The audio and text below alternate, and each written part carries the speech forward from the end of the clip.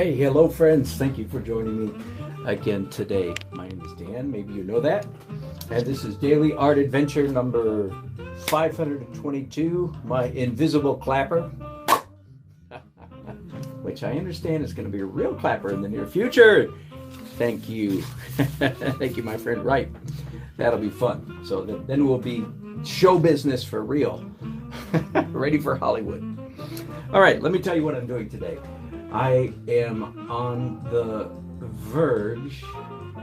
This is a big announcement, actually, but I'm going to make it in a very subtle manner because you never really know what the future holds. But I have a hunch that I'm supposed to shift in the way I'm painting, shift in my career.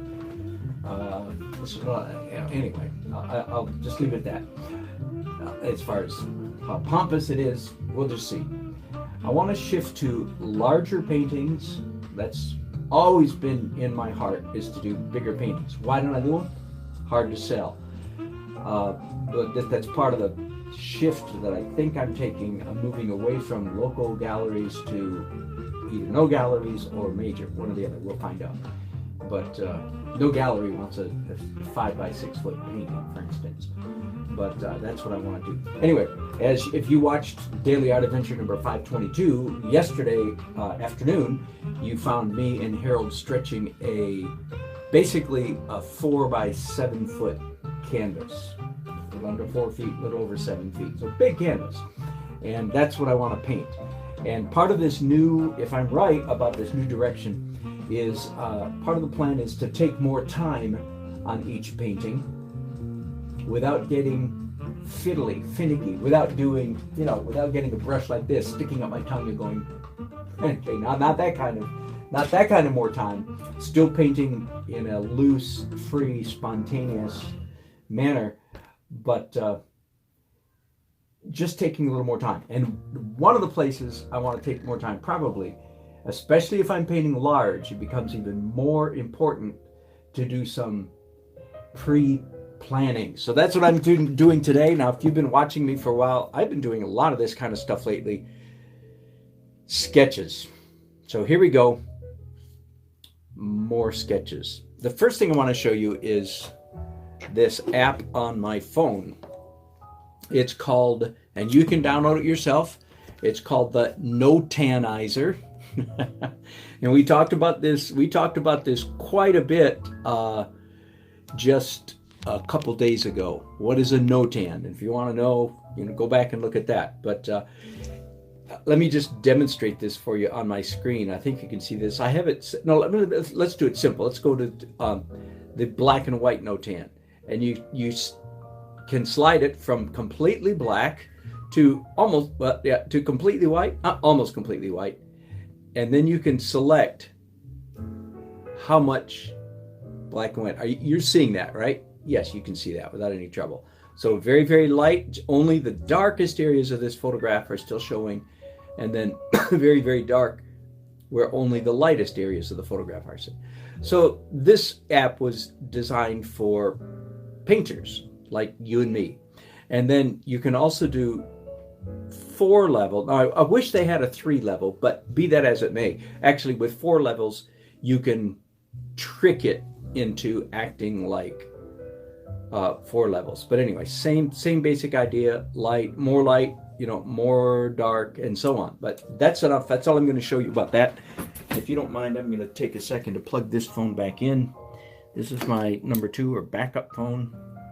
And this is the phone that's playing music for us at the moment. So I don't want that battery to wear down.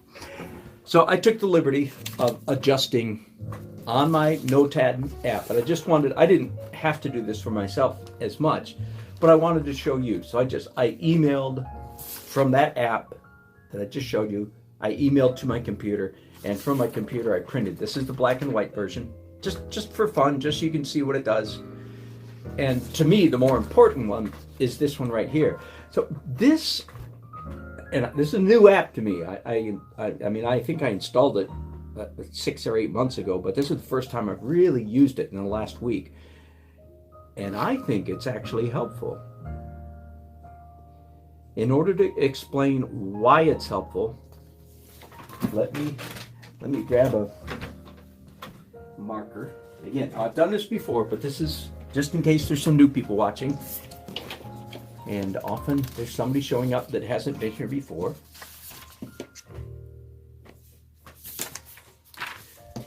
So I'm going to show you principles of design or composition. So let me write this down. Here's the big topic, composition, right? Everybody, you know that word. And I'll put it in quotation marks because composition could be used to refer to everything about a painting, the design. But in this case, I'm talking about spatial two-dimensional design, like how things lay out on your canvas or on your paper. Does it make sense? Now, here's what I want you to understand. Again, if you're a student or if you're entering the world of painting or drawing, two-dimensional design, when you talk about composition, you're really talking about the major, not the minor, major light and dark areas. I'm going to call it zones. Okay, so first of all, let that sink in. Composition refers, I will say only, that's a slight exaggeration, but to make it clear, I'll say composition applies only to the major light and dark zones of your painting. And it applies to drawing as well, but I'll just call it painting today. Okay? Now, there are a lot of ways to discuss this, to talk about composition. I'm just going to talk about one, and this is review for any of you, and I call it, just for fun, I call it Mikey's rule. Nobody else calls it that. The reason is, it was my good friend Mike Rooney. He's a hard-working artist like myself from North Carolina. We get together and paint every year for a week. And if you follow me, you'll see me again next October. We'll be painting down at Ocracoke, North Carolina for the 6th year in a row. Anyway, and Mike got this from somebody else, but he doesn't remember who, so I'm blaming it on Mike. And here it is. In Mikey's rule, you have lights, mediums, and darks. Light, medium, dark. I'm going to use L, M, and D. Okay?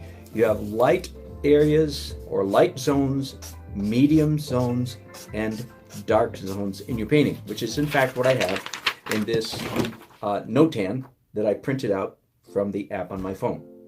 Dark areas, medium areas, and light areas. Okay, Mike got this from somebody, but I don't know who, so I call it Mikey's. So here's Mikey's rule. 2 of the 3 zones need to be contiguous. Now that's a big word. If you live in the United States, U-O-U-S, you know what the word contiguous means, because you hear often about the contiguous 48 states. That's the 48 states that are touching, and then there's Alaska and Hawaii that makes 50, right? So all Americans should know what the word contiguous means, because we hear it in our country, the 48 touching states. So 2 of these 3 zones need to be touching. That means either, let me change colors here so I just don't make an utter mess of this diagram. And again, forgive me if you've heard this too many times from me, but that means either the light and mediums need to be touching each other, and then dark can be, as I say, higgledy-piggledy. Dark can be scattered in this model. That's option number 1. Option number 2, the medium, the midtones, and the darks need to be touching each other, and the light can be higgledy-piggledy or scattered, splattered. Got it? Then the third option, I'll use red here, the third option is the light and the dark are contiguous, and the midtone can be freckle-faced, higgledy-piggledy, speckled. Are you with me? Okay. And I think this is a very useful form of analysis for deciding if you're on your way to a good composition. Okay, either the light and medium touch each other, or medium and dark touch each other, or light and dark touch each other. Two of the three, not all three, but two of the three need to be touching or contiguous. Okay, so here's my photograph. I guess I haven't shown you that before. You saw it a couple days ago. This happens to be a street in Flagstaff, Arizona. My wife and I were in Flagstaff just a couple weeks ago for our son's graduation, earning a master's degree at University of Northern Arizona.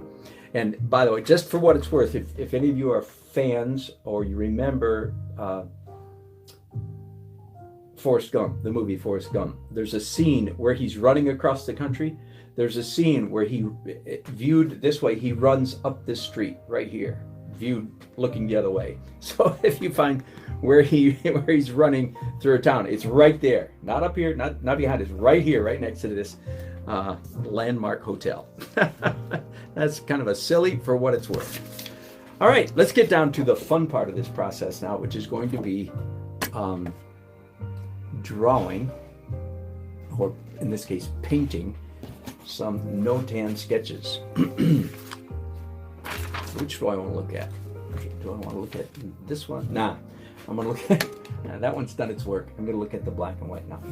So the ratio of my canvas that is down in my garage right now, all ready to go, gessoed and everything, is 1 by 2. It's just shy of 4 feet, just over 7 feet. So it's a tall painting. I'm going to have to paint it outside, by the way. Think about it. It's 7 feet tall. We have 9-foot ceilings downstairs in our house, but that doesn't leave enough room for me to paint. So I'll be painting this in the garage. Okay, so let's get started drawing. And I have here a blackboard because, yes, I do want to draw in the best manner, which is side saddle. Do you recognize that? You know what I mean by that term? This image is not quite one by 2. It's a little bit too fat, so I have to modify this image.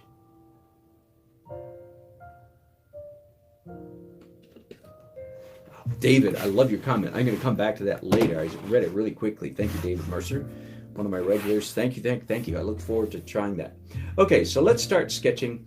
And I'm going to be employing, again here today, I'm going to try to employ there should be a name for this, the bell sketch.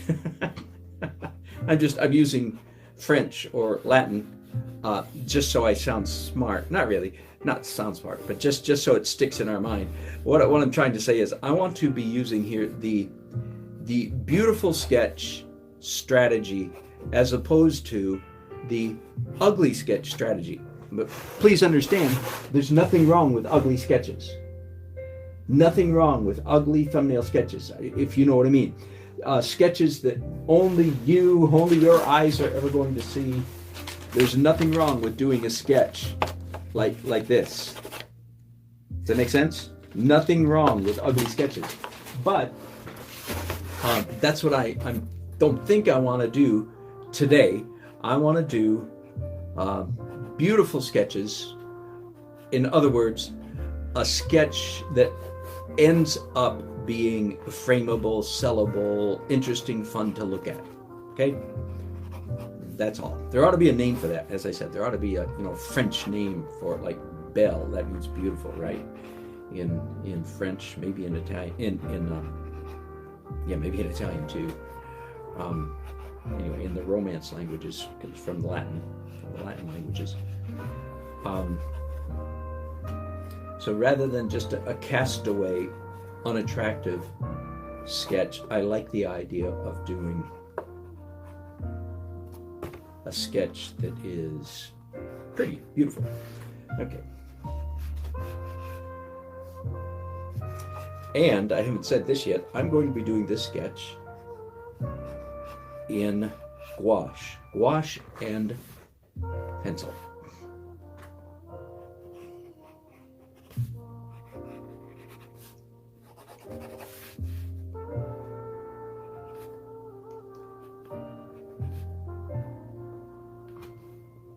talked an awful lot on my channel about the side saddle method of holding your pencil, and I am not going to get into it again today. I'll do it another time, no doubt, but not today.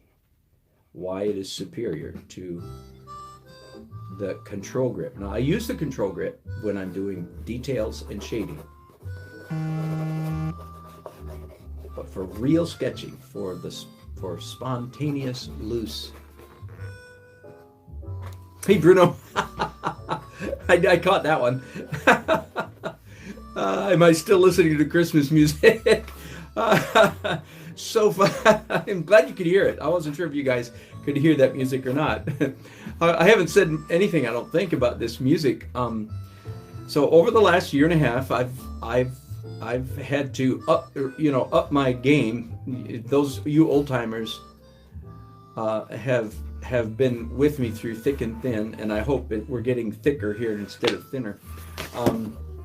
I've had to improve the quality of my broadcasts repeatedly, and one of the things I did just a month and a half ago or so is I started paying, at least on a trial basis, I started paying for a music service.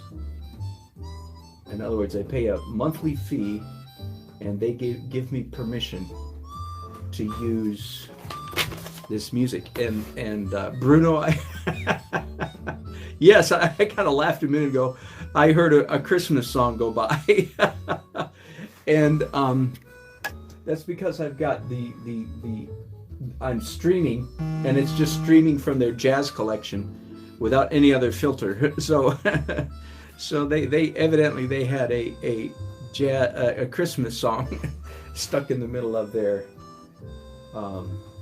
jazz collection.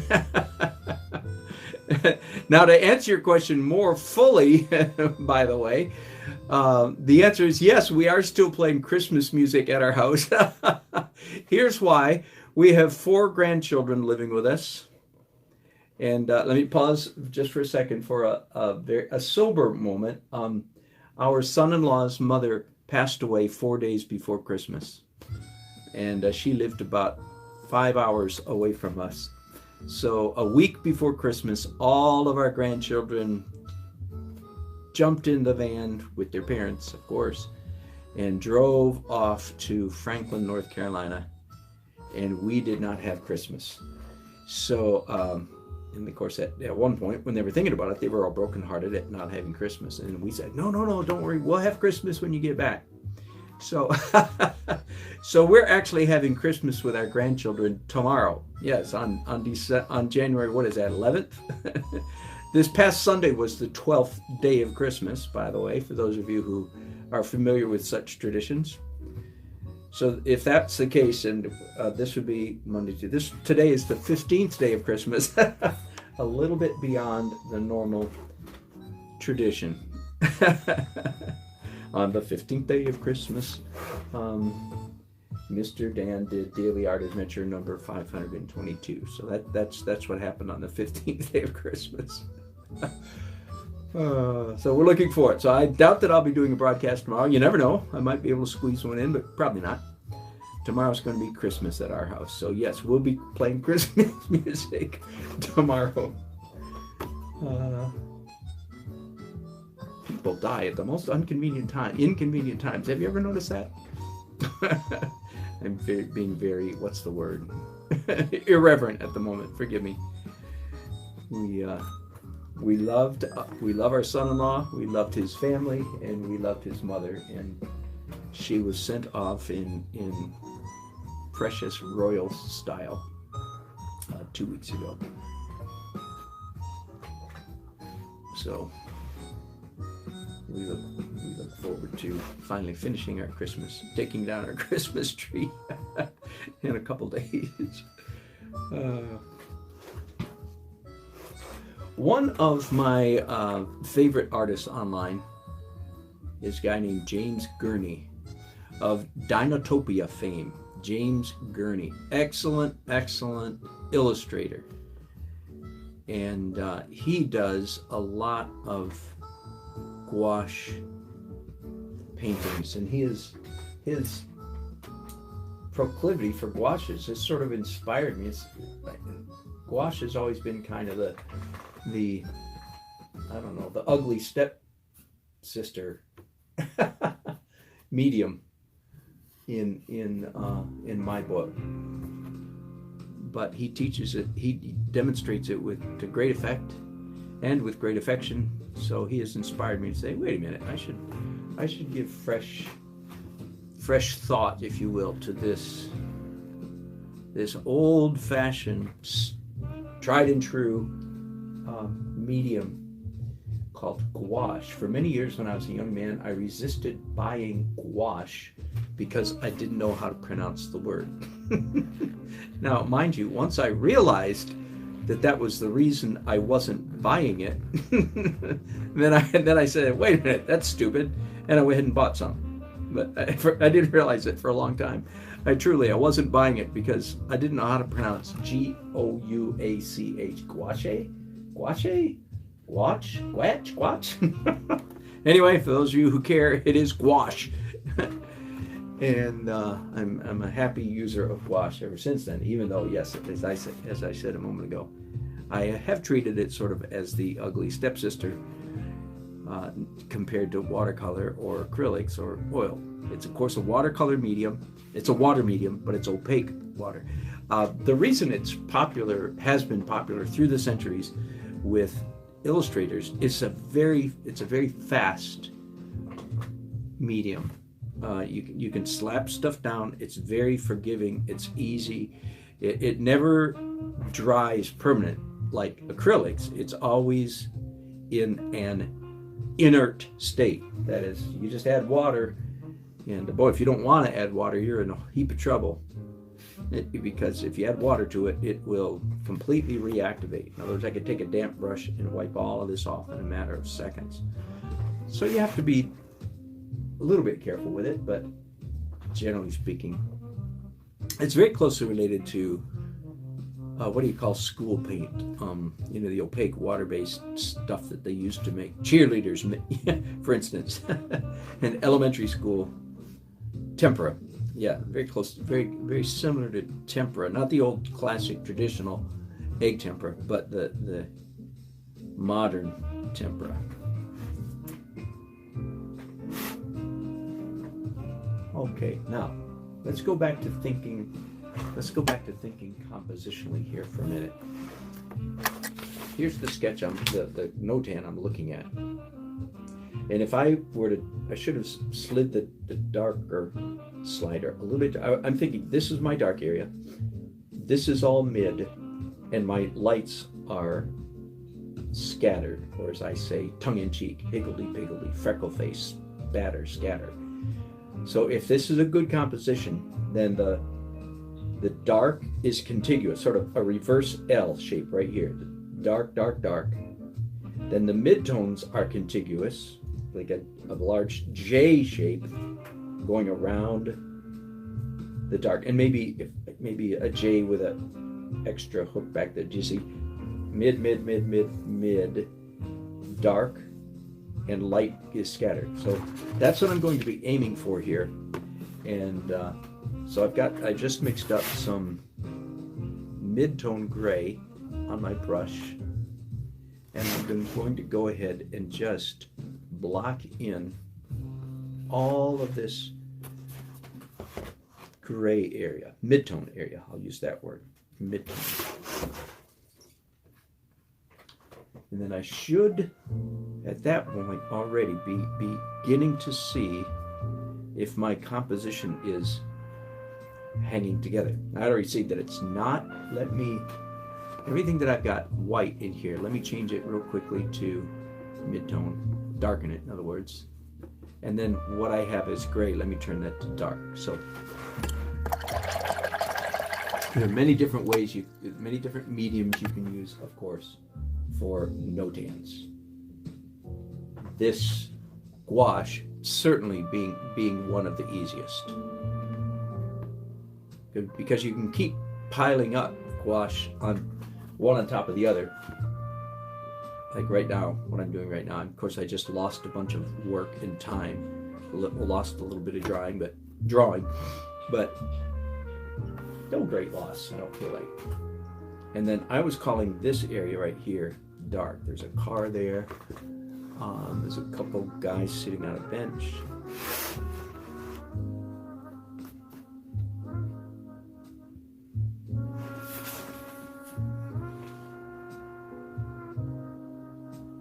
Let me go ahead and do a little bit more mid-tone, and then we'll take a look at this together, and you tell me if you think it's hanging together, so to speak.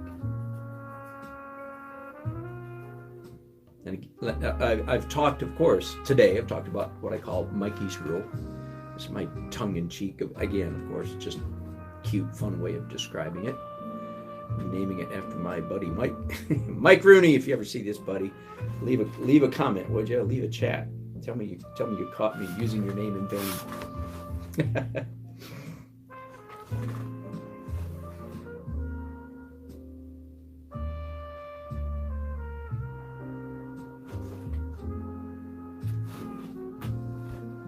I don't know if this is going to be a red light or a green light yet, if that light's going to be green.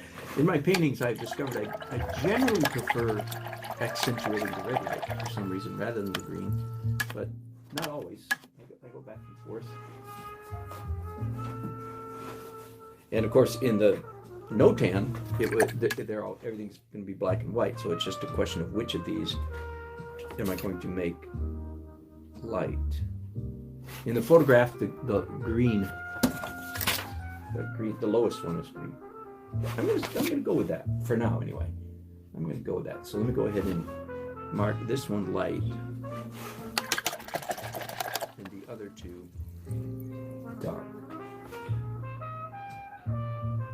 or darker, perhaps I should say. Okay. Now I'm gonna keep working on this for a while, not necessarily with you watching. I don't want to bore you to tears.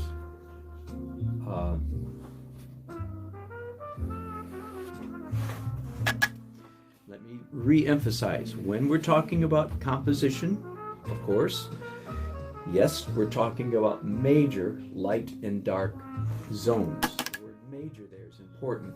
That doesn't mean that you can't have little details, dots and lines, dark lines in the mid-tone, mid-tone lines in the dark zone, and so on and so forth.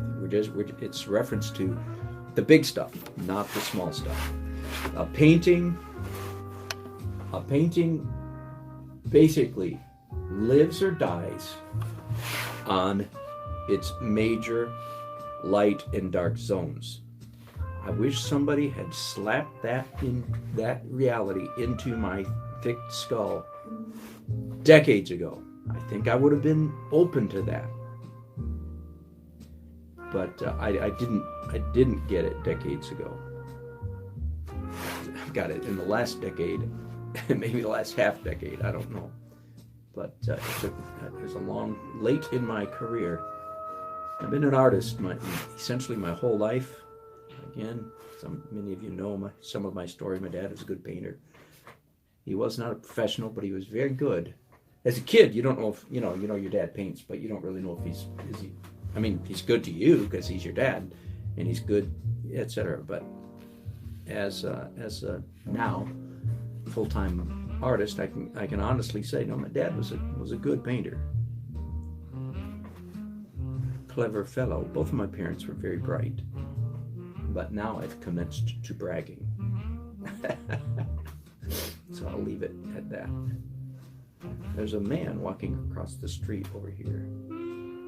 Part of the charm of this scene, I think, is the hill that this street goes up a steep hill. This is a mountain town, clearly.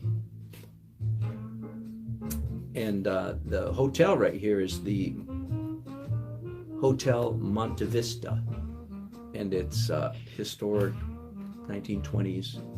Lots of famous people been there, and it's quote unquote haunted. It's one of those, it's got good ghost stories. In fact, I sat in the coffee shop in this hotel and did a really nice little watercolor sketch of the lobby, part of the lobby, and I called it Almost Haunted. I believe I posted that on my my YouTube community page. Okay, let's stop there just for a minute. Let me stop there just for a minute. Let's take a serious look at this and ask ourselves if it's hanging together. So, dark zone, I called it a backwards L, or a boot, maybe turning to the left. Okay, there's the dark zone. We've just got a cut out of it, and it's got a little piece out of it, not big enough to what I would call violating this major shape. Right, your eye easily conceives of that as a single shape, right? Even though it's broken right there. That, I think so. Then the mid-tone is, again, it's a letter J. All the way down this edge. I feel like this edge is important in the composition. Then all along the bottom, and then back up here, and maybe a little bit this way. But now that I did the tree in there, I realized, oh no, wait, the mid-tone really goes up quite a bit higher. Yeah, and this right here could be lighter. Let me change that slightly. It's a distant hill. It doesn't need to be as dark as I just did it. So let's lighten that. And then without question then, this hangs together as a single shape. So according to our theory, according to Mikey's theory, Mikey's rule, that should be a good composition. And then the lights, let me do just a quick smaller brush. And as long as the light pieces remain fairly discrete, fairly small, so that they're not violating the perception of the large shape. Does that make sense? In other words, like I just did too little. Those marks don't at all keep your eye from seeing this as a shape. Does that make sense? And then there's a white roof of a truck or a van, some kind of vehicle here. And by the way, I'm considering this painting continuing part of my traffic, quote unquote, traffic series. Even though there's not as much traffic in this one, but I'm still seeing it. I don't want to try to sell this painting in Flagstaff, although someone paid enough for it, I'd certainly be glad to do that. But it is not my hope that I can sell this painting in Flagstaff. My hope is that I can create such a compelling image that it can be any street in old town America. Not specific, of course, to any place. It's fun. It's interesting to know that it's Flagstaff, and that Forrest Gump, Tom Hanks, jogged up this street. That's interesting, but in my mind, it's not critical to the painting. So again, here I'm just demonstrating that if my theory is correct, I can add a lot of the whites do not need to be, or the lights, I should say, do not need to be contiguous in this painting, as long as they don't break up the major zones so much that your eye doesn't see this. Like for instance, the dark. You still see that, right? You can still perceive of that as a major shape, even though it's now got light bits in it. I think that is correct. Now, I just saw a modification right here that I would like to do, and that is I now have, this is light and grays, so I've created a graduation here. That is one of the little rules of breakable laws of painting, breakable rule of painting, that our eye prefers graduations over flats. In other words, having this go from light to dark or vice versa is better than having this all the same color. Same thing is true of this road. It'll start dark and go a little bit lighter. Let me do just a little bit now with pencil. I'm going to go back and forth, and I very thoughtfully selected these sort of like a grease pencil to finish out. I shouldn't say to finish, but to be combined with the gouache, simply because I know they'll play very well together. The gouache won't gunk up the pencils the way it might a felt tip pen. They'll play well together. And I really do want, you see I just switched to my control grip, right? Holding it in the traditional manner. Absolutely legal. But you use it for small details. I'm going to go back to the loose grip, this expressive grip, you could call it. The sketching grip for large lines. In this case, the branches in this tree. In my mind, these two trees, bare trees, are very important to the look and the feel of this painting. So definitely want it to be significant. Okay, I'm going to take a break right there. I'm going to pause. I think I've talked your ear off adequately. And see, I'm liking, by the way, the reason I like the pencil, I like the juxtaposition. I like the way the scratchy lines look next to the smooshy brush marks. Okay, so that's why I'm using the pencil. The main reason, of course, it aids in achieving similitude, in rendering, in capturing the image. Of course, the pencils help, but the real purpose, as you see right here, especially, the real value in it is the way that the pencil looks next to the paint marks. And I just happen to like that, and have discovered I also like it in other people's artwork as well. So that gives me some confidence that it's not just a little idiosyncratic thing that I just like in my own artwork. I think it looks good in other people's stuff as well. Okay, so I'm gonna finish this off camera. I will come back and finish this broadcast later today. I might do another Notan, or I might go straight to color. I might do a color sketch, again in gouache, in preparation for my large painting. We got a week of cold weather coming here, so I don't know when I'm going to finish. When I'm going to tackle my large 7-foot tall canvas, has to be done outside.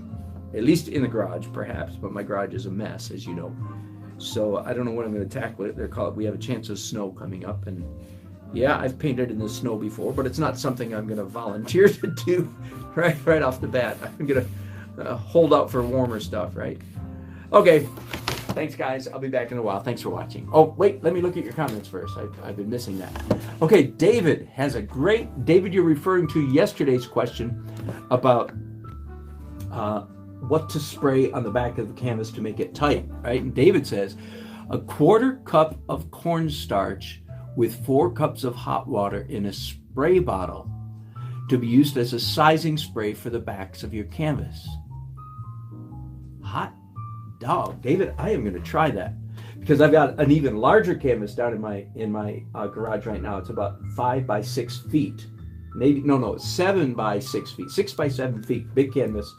Have no idea what I'm going to do on it, and I'm going to try that. It hasn't been gessoed yet, so it's the perfect time. Thank you, man. Appreciate that. So, what? 4 cups of hot water. I mean, 1/4 of a cup of cornstarch with 4 cups of hot water. Of course, I'll double, triple, quadruple your recipe there for this big canvas. And no, David, I did not see your message on Facebook, so I'll look forward to that very much. Thank you. I'll check out that before I get back. Okay? Thanks, you guys. If you like my broadcast, please tell your friends. If you don't, just keep that between you and me. I know. How many times am I going to use that joke? It was funny once. I'm like a 5-year-old. You know, if the adults laugh at your joke one time, you say it over and over and over. Anyway, that's enough. Hello, gang. Are we broadcasting yet? I believe we are. Thank you, thank you, thank you. And yes, David, you saw my message. I did indeed find that article you were talking about, printed it off, sitting right over there. Can't wait to read it. I scanned it. Can't wait to read it. Thank you very much, my friend. I'm going to do something this afternoon I've never done before. I'm going to close out this broadcast and start another one under a different title immediately, so as soon as I finish this one. But first of all, just a quick update. Here is the Notan sketch. Back out just a little bit. There we go. There's a Notan sketch I just finished, again, of this photograph.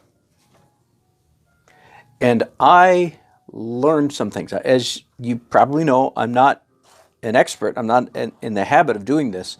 So I'm very much in a learning curve. And I've just uncovered some things that I want to share with you in my next broadcast. But I learned a couple of things. One is, so I'm going to do another very, very quick Notan sketch for you. This one I'm going to do in dark brown. First of all, one question should be, why are you doing it in dark brown? I touched on this the other day when I was doing a whole bunch of thumbnails for a commissioned painting. Often, it's a good idea to change mediums when you're doing sketches. For instance, the other day, I started out by doing marker sketches, and then switched over to charcoal. Why? Because the different mediums trigger a different part of your brain. I'm just making this part up, but you know what I mean. It's like it sparks a different theological. It's funny. A different. That is so funny. It sparks a different creative center in your brain. I don't know where theology came from. It sparks a different creative place. And I'm making that up when I say in your brain, but that's what it feels like. Okay, so why I'm switching to brown? Because I've been working in black and white for a while, and when I switch to brown, it's going to feel different to me. Okay, but here's a trick for what it's worth. If you're doing sketches in gouache, do it in this order. Do your dark zones first, as if it were one solid continuous shape. Don't worry about details, just slap it down. And because of the particular characteristics of gouache, you can do this very easily. That is, you can paint on top of gouache very easily. So I'm going to say, there's my dark zone. That little last mark wasn't really necessary. I'm going to wait just a minute. In fact, hang on. Let's do this. Let's speed this up a little bit. Sorry about the noise, but I'm going to use a hairdryer. Turn off your volume. Get this guy really quickly, for you English makers.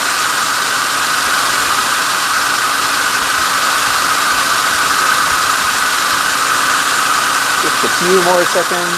5, 4, 3, 2, 1, 0. Whew. That's painful, isn't it? So there's my dark area.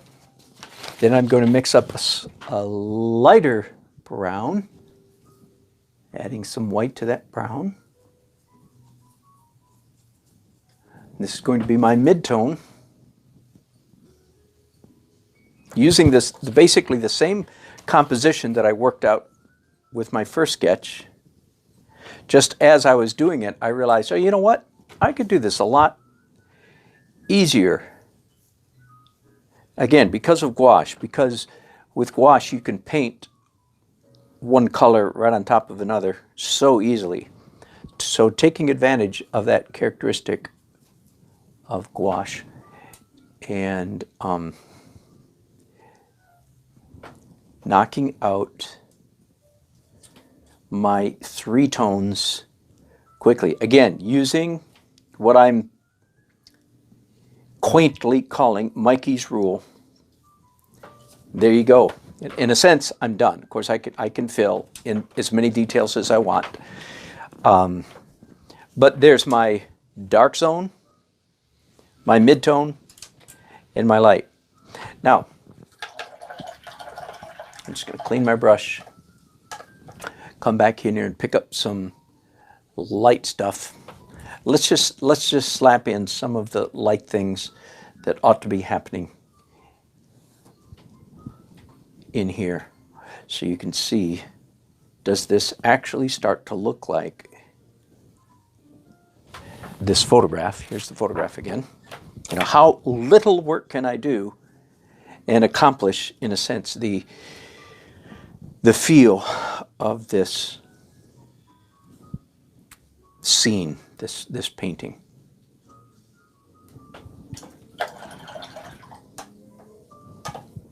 Back to dark for a minute. I have a,